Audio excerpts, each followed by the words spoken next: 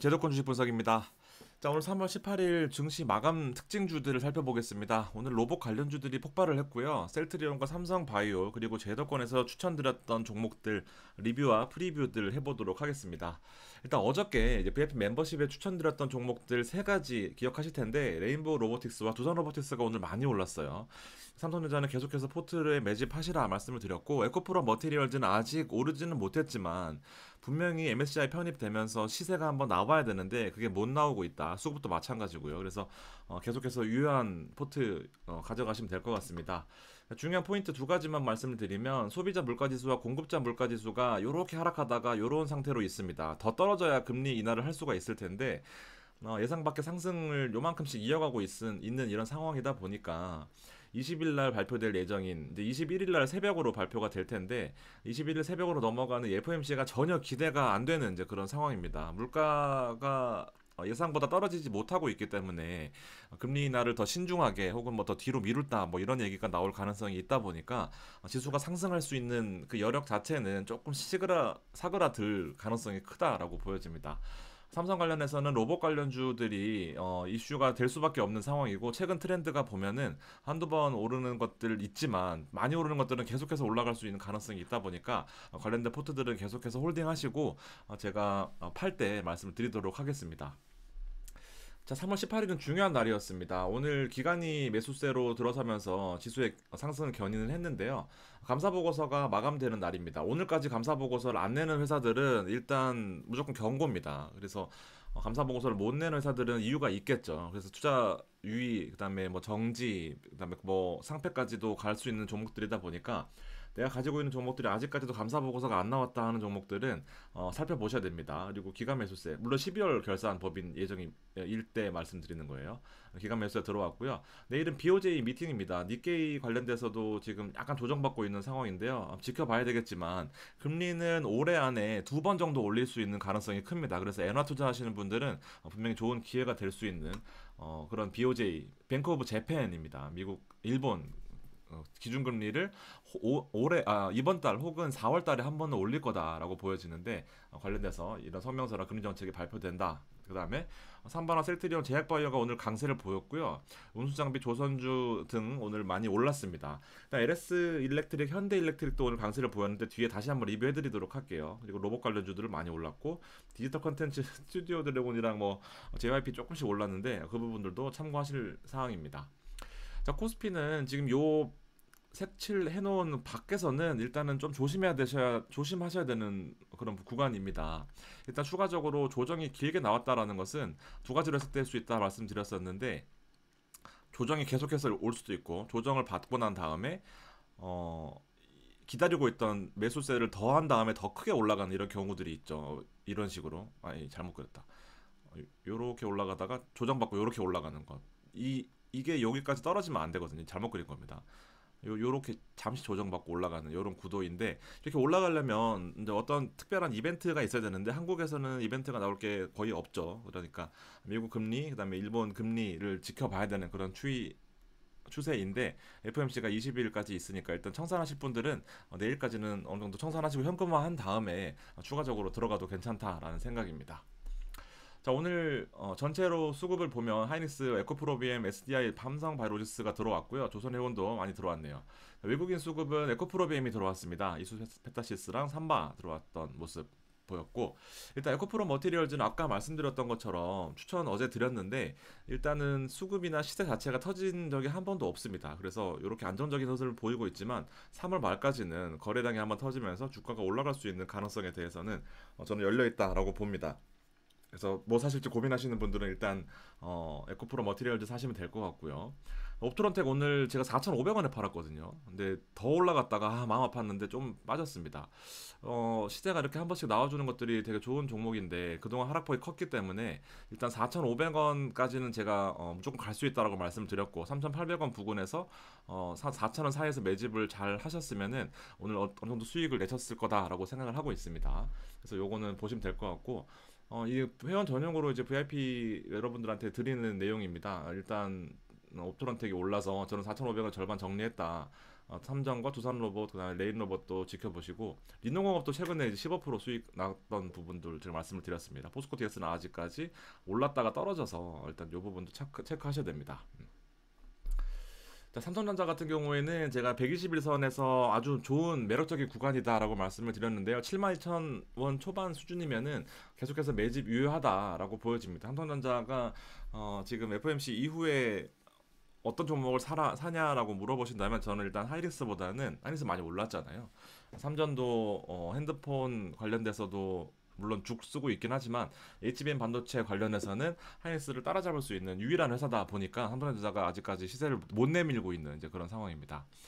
자, 기아가 좀 고민입니다. 최근에 제가 14만 원까지는 일단 저도 물량이 크기 때문에 14만 원까지는 기다리고 있는 이런 상황인데요.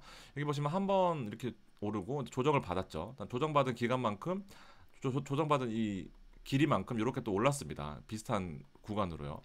근데 한 번 더 올라가 줘야 되는데 이게 사실 되게 부담스러운 국면이 있어요. 왜냐하면 코스피가 거의 고점 부근에 이렇게 와 있고요. 13만 원 수준에서 계속해서 뚫지 못하고 있는 이런 상황인데 이유가 좀 있습니다. 여기 보시면 이거 퍼밴드고요. 이거 PBR 밴드입니다. 기아가 사실 각광받은 이유 중에 하나가 이 PBR 밴드가 있거든요. 그럼 보시면은 지금 갈색이에요. 여기 보시면 0.95배거든요. 거의 한 배 근처에 왔습니다. 한 배는 역사상 한 번도 없었던 가격입니다. 그러다 보니까 지금 거의 다 고평가가 이제는 어느 정도 안정적인 수준까지 왔다라고 그렇게 보여지는 거죠.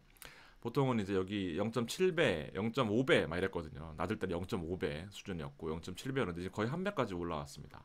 그리고 퍼밴드 같은 경우에도 지금은 뭐 물론 낮은 퍼이긴 하지만 지금으로서는 여기 보시면 가장 낮은 국면에 있다가 뚫고 올라온 이런 상황이거든요. 그래서 지금 일단은 안정적으로 주가는 받쳐주고 있긴 하지만 더 뚫고 올라가려면 코스피 지수가 좀 받쳐줘야 되는 이제 그런 상황이다 보니까 기아는 살짝 고민되기도 합니다. 반 털고 나왔는데도 불구하고 지금 보면 여기서 제가 반 털었거든요. 근데 조금 고민입니다. 근데 상대적으로 현대차 같은 경우에는 일단은 더 행보 기간이 길어요. 한 번은 시세를 줄 것 같다라는 생각입니다. 현대 가지고 계신 분들도 댓글 남겨주시는데요. 상대적으로 현대차는 이제 PBR 밴드 이거 여러분 보시는 건 제가 많이 설명을 드렸었죠. 이거 보시면은 38배까지 올라가는 건 여기까지고요. 엄청나게 고평가라는 거죠. 근데 지금 현재로서는 현대차는 3.6배 혹은 4배, 퍼가 4배입니다. 코스피의 평균 퍼가 한 10배 가까이 되거든요. 10배 정도.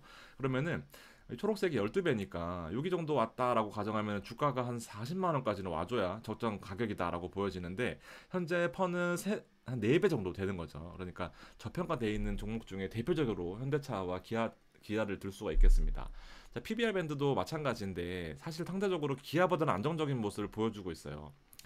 현대차가 시총이 61조거든요. 61조짜리가 이제 PBR 밴드 거의 한 배가 안 된다는 건 되게 좀 아이러니한 건데 보라색이 한 배고 이 밑에 갈색이 0.79배인데 0.79배를 넘었던 적이 있었습니다. 상대적으로 여기 이렇게 횡보하다가 지금 뚫고 올라와서 다시 한번 여기 이 0.79배랑 0.61배 사이에서 움직이고 있거든요. 상대적으로 고점이 아직 남아 있잖아요. 그래서 PBR 밴드로서는 아직 그 정부가 얘기하는 이제 한 배 이상으로 무조건 만들어라 뭐 이런 세제 혜택을 주고 여러 가지 혜택을 주겠다라는 그 구간에는 조금 더 레벨적으로 여유가 있다라고 보여집니다. 그래서 한 번 더 시세를 줄 수 있는 가능성은 지금으로서는 기아보다는 현대가 높겠다라는 그런 생각입니다.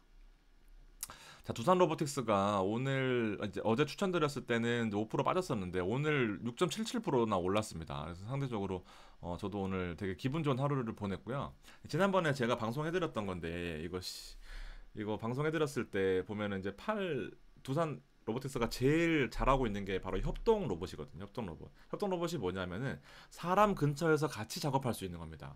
원래 기존의 로봇은 엄청나게 큰 기계라 가지고 옆에 사람이 있으면 위험해서 같이 일을 못 했어요. 근데 지금은 이제 사람 옆에 기계가 있다 보니까 같이 할 수 있는 게 협동 로봇인데 이게 지금 최근 트렌드잖아요. 제가 지난번 방송했던 거 있습니다. 최다 라인업을 가지고 있기 때문에 5, 6, 9, 10 무거운 것도 가지고 있고 13개 모델로서 기타 경쟁 업체보다도 가장 다양한 라인업을 가지고 있다. 그리고 매출 성장도 두산이 훨씬 큰 모습 보여주고 있고 그다음에 실제로 연평균 성장률 같은 경우에도 타사보다도 글로벌 탑 티어인 회사들보다도 더 높은 그런 모습을 보여주고 있었습니다.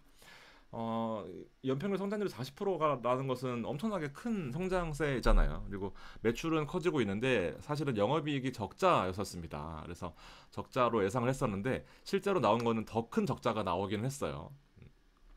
어쨌든 그렇지만 24년부터 흑자로 전환되면서 가파른 성장세를 보일 수 있다라는 게 바로 이 두산 로보틱스입니다. 그래서 목표가를 되게 높게 잡았던 이제 그런 기억이 있는데요. 아무튼 여러 가지 제가 지난 방송했던 거 토대로 다시 한번 가져온 거니까 참고하셨으면 좋겠습니다. 자, 레인보우 로보틱스는 상대적으로 이 거의 이제 직립 보행할 수 있는 그 로봇 만드는 회사인데 삼성전자와 협업 나오면 삼성전자와 협업 얘기가 나오면 계속해서 탄력을 받는 그런 모습인데요. 일단 오늘도 2.2% 오르면서 추천 이후에 조금 오르는 모습인데 일단은 조금 수급적으로 단기간에는 레인보우가 더 좋을 수 있다라는 생각입니다. 삼성전자가 내일 모레 아마 로봇 관련돼서 어떤 그 정책을 발표한다라고 예정은 하고 있는데요. 나와봐야 알겠지만 일단 그 전까지 시세를 좀 받을 수 있는 가능성이 있습니다. 셀트리온은 따로 방송을 해드릴 텐데 일단 계속해서 이 보합권에 있는 이 모습 보여주고 있고 오늘 매출 그 감사 보고서 나왔습니다. 감사 보고서 나왔는데 큰 뭐 변동 없이 일부 좀 올랐다 뭐 이런 내용으로 공시를 했는데요. 일단 제가 이거는 한번 다시 뜯어서 보여드리도록 하겠습니다. 자, HD 일렉트릭 같은 경우에도 제가 추천주로 드렸었는데 니가 너무 많이 그때 올랐었기 때문에 제가 요거를 들어가기는 좀 부담스러웠는데 더 올랐어요. 더 올랐습니다. 그래서 요거는 제가 효성중공업이랑 LS 일렉트릭으로 바꿔 타자 했었습니다. 효성에서 분할돼서 마찬가지로 변압기, 차단기, 산업 생산 설비, 정동기, 기어 만드는 회사들인데 단기 순이익이 엄청나게 폭등한 회사이죠. 단기 순이익이 미친 듯이 올랐습니다. 왜 안 사냐? 사지 않을 이유가 없다. 근데 주가는 그 이후로 많이 올랐던 그런 모습이고 이것도 못 샀다 하시는 분들한테 제가 LS 일렉트릭을 드렸습니다. 포스트 현대 일렉트릭이었고요. 1월 달에 드렸었네요. 1월 9일이었습니다. 그래서 주가 거의 바닥에 길 때였는데 제 추천주들은 거의 이런 모습을 많이 보이고 있어요. 그래서 지루할 수도 있지만 큰 손실을 안 보는 장점이 있는 거죠. 최근 들어서 시세를 받으면서 긴 횡보 구간 동안에 요렇게 또 오르면서 사실은 또 좋은 모습을 보여주고 있습니다. 9만 원까지 올랐는데 저는 싸게 팔았어요. 아무튼 뭐 그래도 수익 났으면 된 거죠. 네, 이 LS 일렉트릭 같은 경우에도 현대 일렉트릭이라고 제가 제목을 썼는데 목표가를 제가 17만 원이라고 써놓고 계산을 했을 때 그때 영업이익 관련된 걸로 해서 2,123억 벌어들이는 거까지 해가지고 거의 주가가 2배 가까이 올라야 정상인 건데 일단 이때는 17만 원 수준으로 봐놓고도 제가 기다리지 못하고 팔았습니다. 워낙 듣는 것도 많고 그러다 보니까 정신을 놨습니다. 아무튼 가지고 계신 분들은 계속 가지고 계시고요. 절반 들고 계신 분들도 많던데 일단 계속 가져가시면 될 것 같습니다. 기본적으로 ESG 기업이고 LS의 캐시카우 역할을 하는데 이 배전반이죠. 그 네옴시티에다가 결국에는 이제 변압기를 설치하는데 이 배전반을 통해서 자동으로 건물로 잘 분배해 주는 게 이 LS 일렉트릭의 역할인데 사실상 현대일렉트릭이랑 효자중공업이 먼저 가서 변압기를 설치해 줘야 그 다음에 올라가는 그런 이슈가 있다라고 말씀을 드렸습니다. 어쨌든 이제 배전반의 역할은 분명히 있기 때문에 반드시 필요해요. 이게 전압도 바꿔주고 그다음에 이 분배해주는 역할도 되게 중요하잖아요. 변환만 해주는 게 문제가 아니라. 그래서 이 부분들도 괜찮고 국민연금도 많이 들고 있는 회사다. 그래서 주가 뭐 왜 못 올랐었냐 했었는데 이제 결과적으로 이제 결과가 올랐기 때문에 배당도 주겠다. 요거는 지난번 했던 거니까 살짝 하고 넘어갈게요. 영업이익도 많이 늘고 있는 회사. 그다음에 이베스트도 괜찮다. 뭐 이렇게 했습니다. 그래서 2년 정도 네옴시티의 고변압기 설치 이후에 2년까지 시간이니까 그 전까지 계속 이슈가 나온다고 한다면 한 17만 원 올라가는 거는 또 시간 문제인 것 같습니다. 이렇게 보시면 되고요.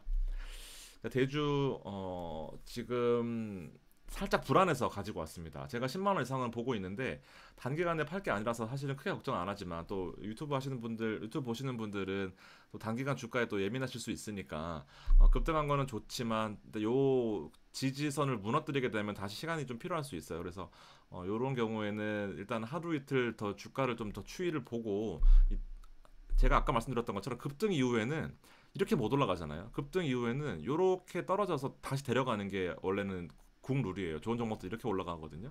근데 이렇게 가다가 이렇게 떨어져 버리면 이 저점을 무너뜨리면 안 되기 때문에 이것도 고점 이후에 200일선을 잘 지켜줘야 되는데 여기까지 내려오면 안 되고 여기까지 일단 보는 겁니다. 그래서 살짝 불안하긴 한데 일단은 계속해서 저도 가지고 있으니까 추이 보면서 그렇게 말씀드리도록 할게요. 자, 멤버십 3만 원입니다, 여러분들. 많이 해주시면 해주실수록 저가 더 힘이 나요. 그래서 카톡까지 필요하신 분들은 제가 1대1로 완전 붙어서 해드리니까 관심 많이 가져주시면 저도 감사하겠습니다. 오늘 방송 여기까지입니다. 고맙습니다.